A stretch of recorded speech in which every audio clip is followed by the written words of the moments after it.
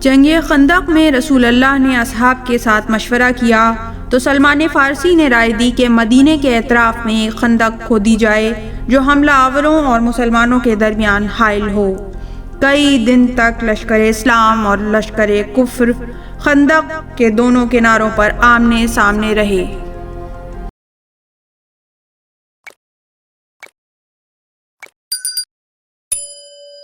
اور کبھی کبھی ایک دوسرے کی طرف تیر یا پتھر پھینکتے تھے۔ بالآخر لشکر کفار سے عمرو ابن عبدود اور اس کے چند ساتھی خندق کے سب سے تنگ حصے سے گزر کر دوسری طرف مسلمانوں کے سامنے آنے میں کامیاب ہوئے۔ رسول اللہ نے تمام مسلمانوں کو دعوت دی کہ کون عمرو کے مقابلے میں جائے گا، مگر سوائے علی ابن ابی طالب کے کسی نے اس سورما کے مقابلے میں جانے کی ہمت نہ کی۔ اور جب آپ نے عمرو ابن عبدود کو مغلوب کر لیا اور اس کا سر کاٹنے کے لیے اس کے سینے پر بیٹھے تو اس نے آپ کے چہرے پر لعاب دہن پھینک دیا۔ آپ کو غصہ آیا مگر آپ اس کے سینے پر سے اتر آئے، صرف اس خیال سے کہ اگر غصے میں اس کا قتل کیا تو یہ عمل محض خدا کی راہ میں نہ ہوگا بلکہ اپنی خواہش نفس کے مطابق ہوگا۔ کچھ دیر بعد آپ نے اسے قتل کیا۔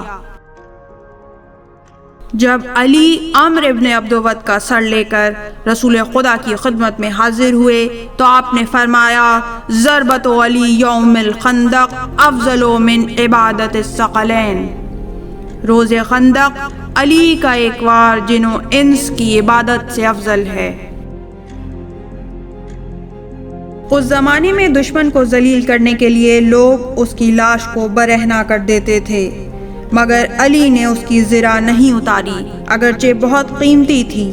اور جب اس کی بہن اپنے بھائی کی لاش پر آئی تو اس نے کہا کہ کسی اور نے میرے بھائی کو قتل کیا ہوتا تو میں عمر بھر روتی، مگر مجھے یہ دیکھ کر صبر آ گیا کہ اس کا قاتل یقیناً شریف انسان ہے جس نے اپنے دشمن کی لاش کی توہین نہیں کی۔